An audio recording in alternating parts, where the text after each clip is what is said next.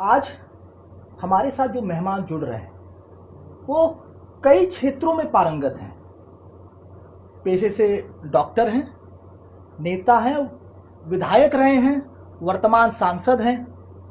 बिंद, केवट, मल्ला, निषाद, प्रजापति, कश्यप जातियों में मजबूत पकड़ रखते हैं। यूं कहे पूर्वांचल की जो अति पिछड़ी जातियां हैं उसमें उनकी अच्छी पकड़ है। अति पिछड़ी जातियों के लिए पार्टी का भरोसा भी इनके प्रति दिखाई पड़ता है। हमारे साथ भदोई के सांसद डॉक्टर विनोद बिंद जी हैं। सर, बहुत स्वागत है आपका। कैसे हैं आप? आपका भी स्वागत है और मैं अच्छा हूं और आप भी अच्छे होंगे, ये उम्मीद है। चूँकि आप डॉक्टर भी हैं और नेता भी हैं, राजनीतिक भी हैं। दोनों एक अलग धुरी है, यूं कहिए। एक सेवा का काम और दूसरा कालिक की कोठरी है। तो इतना मैनेज करते कैसे हैं इन दोनों को? ये दोनों चीज़ जो होते हैं, जो भी नागरिक होता है, इंसान के रूप में अगर हम आए हैं तो हर चीज़ जो है एक सेवा का भी भाव होता है। और दोनों राजनीति हो चाहे डॉक्टरी हो, दोनों सेवा का भाव होता है। दोनों में जनता के लिए काम किया जाता है। और पंडित दीनदयाल उपाध्याय की जो अंत्योदय की जो भावना थी, समाज के निचले पैदान पर खड़ा व्यक्ति, उसके लिए सभी लोगों को, चाहे राजनीति का माध्यम हो, चाहे डॉक्टरी का माध्यम हो, चाहे वकालत का माध्यम हो, चाहे टीचिंग, चाहे जिस क्षेत्र में हो, सबको सेवा का माध्यम अपनाकर देश को मजबूत स्थिति में लाना और मोदी जी के सपनों को आत्मनिर्भर भारत बनाने के लिए हम लोगों को सबको प्रयास करना चाहिए। चूँकि राजनीति से तो सभी वाकिफ़ हैं और राजनीति में है तो दाग तो लगेगा। क्या दाग अच्छे हैं? नहीं, मेरा मानना है कि आप जब भी अच्छा काम करते हैं तो आलोचनाएं होती हैं। आलोचनाओं से नहीं घबराना चाहिए और ऐसा काम नहीं करना चाहिए जिससे दाग लगे। तो उस दाग से बचना अपनी खुद की जिम्मेदारी होती है। किसी के ऊपर थोप कर भागना ये अच्छी चीज़ नहीं होती है। तो मेरा भरसक प्रयास रहता है और जीवन में मैंने यही अपनाया कि जब अच्छे पथ पर चलते हैं तो ढेर सारी कठिनाइयाँ आती हैं, उसको जो है सामना करते हुए आगे बढ़िए और बुराई अपने आप जो है किनारे होती चली जाती है, अच्छाई आगे बढ़ती जाती है। पैदाइश आपकी 1974 की है और आपने MBBS किया 1998 में। 2002 में आपने मास्टर ऑफ सर्जरी की। तो इन चीज़ों को देखे तो ऐसा लगता है पारिवारिक रूप से आप बहुत सक्षम रहे होंगे, ऐसा? नहीं, मैं जो है सबसे पिछड़े गांव से आता हूं। चंदौली हमारा सबसे लास्ट इलाका रहा और हमारा परिवार जो है बहुत गरीब परिवार रहा और पिताजी खेती किसानी करते थे, मजदूरी करते थे। बड़े भाई का सहयोग रहा और उस परेशानियों के बाद भी और अपने संघर्ष करते हुए यहाँ तक पहुँचा, जिसमें परिवार का बहुत योगदान रहा। और मैं युवाओं से भी कहता हूँ कि परेशानियों से नहीं घबराना चाहिए और ईश्वर ने जब यहाँ भेजा है तो कठिन रोल जो होता है हीरो को ही देता है। तो परेशानियाँ जब आती हैं तो उसको मुसीबत के रूप में नहीं लेना चाहिए, उससे आगे निकलने के लिए प्रयास करना चाहिए। जब प्रयास करते हैं तो ईश्वर आपका साथ देता है। जब आप MBBS कर रहे होंगे और तब हम लोग बहुत सुनते भी थे कि जो है कॉलेजेस में, यूनिवर्सिटीज़ में रैगिंग का चलन बहुत था। आपके साथ भी हुआ रैगिंग? जी, रैगिंग बहुत होती थी, लेकिन मेरा मानना है कि रैगिंग होना भी चाहिए। और जो चीज़ें कभी कभी होता था कि सीनियर जो है पीटना शुरू करते थे, नहीं होना चाहिए।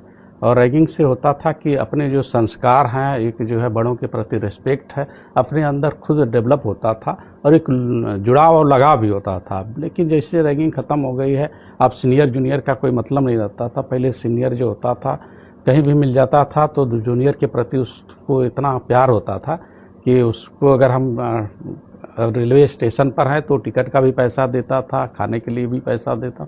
तो सीनियर हमेशा अच्छा रहते थे और आपको एक रास्ता दिखाते थे। लेकिन कभी कभी जब होता था, जो मार पड़ती थी, वो ठीक नहीं लगता था। मैं तो यूँ कहिए कि कई लोगों का हम लोगों ने पॉडकास्ट किया है, पर सांसद होने के बाद आप रैगिंग को जो है डिफेंड कर रहे हैं।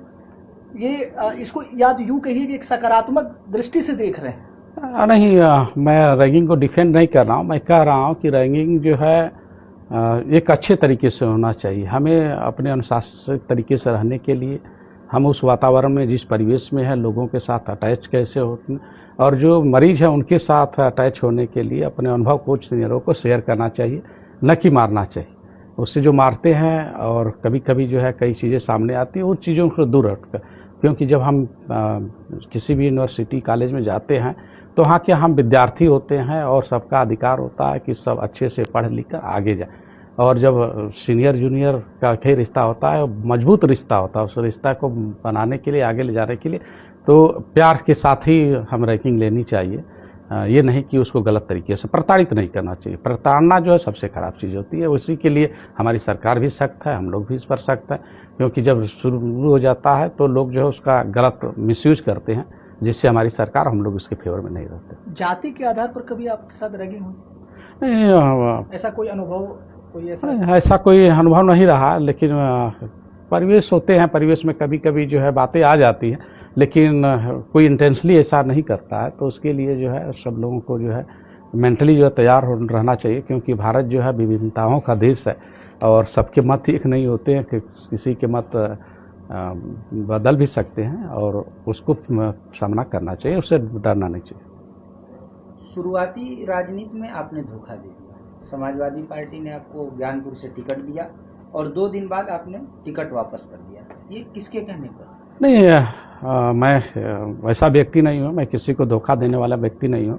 और मेरा सिद्धांत है कि जिसके साथ रहिए पूरे तन मन धन के साथ रहिए, ईमानदारी के साथ रहिए। मेरी मांग थी कि मुझे मझवा मिर्ज़ापुर से लड़ना था। जो मेरे साथी थे, मेरे साथ काम हमारे कार्यकर्ता थे, उनकी इच्छा थी। मैं राजनीति में जाना नहीं चाहता था, क्योंकि आपने कहा कि ये काजल की कोठरी है। तो ये सारी चीज़ें सामने आती है, क्योंकि मैं ऑलरेडी जो पहले से ही लोगों का सेवा करता था, बच्चों की शादी विवाह से लेकर पढ़ाई लिखाई तक, और समाज के निचले पैदान पर खड़ा व्यक्ति जो गरीब है, असहाय, पीड़ित है, उसको जो है फ्री में इलाज करना, तो मैं उससे संतुष्ट रहता था। लेकिन जो साथ के साथियों ने कहा कि अगर आप राजनीति में आ जाएंगी तो और मदद होगी, तो उसके लिए मैंने गया। और मैंने जो है शाम को इस समय टिकट अनाउंस हुआ, मैं सुबह ही कह दिया कि नहीं, मुझे नहीं लड़ना है। मुझे लड़ना है तो अपने साथियों के साथ मिर्ज़ापुर मझवा से लड़ना है। अच्छा, सपा में टिकट के लिए पैसा चलता है? नहीं, ऐसा तो मैंने कहीं नहीं देखा। और लोगों के, वही तो मैंने कहा कि तरह तरह की हमारा देश है और हमारा समाज है, तरह तरह की बातें आती है, और जिसको नहीं मिलता है वो तरह तरह से ब्लेम लगाता है। पार्टी, जो भी पार्टियां होती हैं, टिकट उसी आधार पर देती हैं कि आपकी लोगों में पकड़ कितनी है, आपके जनाधार कितने हैं, और आपकी कार्यशैली क्या है, और आपका व्यक्तित्व क्या है, उसके आधार पर पार्टी डिसीजन देती है।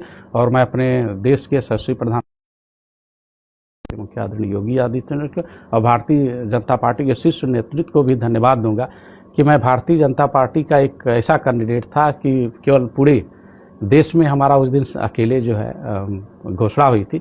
ये बिंद समाज के लिए, पिछड़े समाज के लिए गर्व की बात होती है। ये काम जो केवल कोई पार्टी कर सकती है, तो केवल भारतीय जनता पार्टी कर सकती है। आप अभी कह रहे थे मैं सेवा के काम में था, पेशा आपका डॉक्टर का था, तो ये भगवान का रूप भी होता है।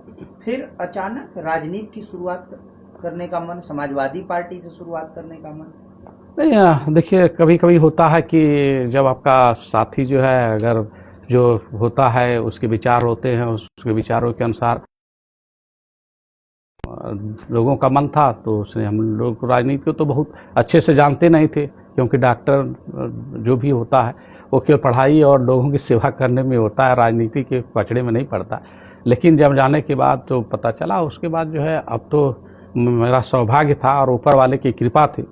और मैं कहता भी हूँ कि मैं रामनवमी के दिन पैदा हुआ, तो प्रभु श्री रामचंद्र जी की कृपा बहुत रहती है। तो ऊपर वाले ने हमको मौका दिया कि प्रदेश के मुखिया आदरणीय योगी आदित्यनाथ जी के भी साथ काम करने का, और देश के मुखिया जो है प्रधानमंत्री आदरणीय मोदी जी के साथ काम करने का। ये मेरे लिए बड़ा सौभाग्य की बात है कि एक ही पंचवर्षीय में दो विधानसभा से लोकसभा पहुँचना, ये हमारे लिए बड़ा सौभाग्य की बात है। आप दरअसल राजनीति की शुरुआत 2022 में की। उससे पहले सेवा का भाव आप कर रहे थे, किसी संगठन में भी आप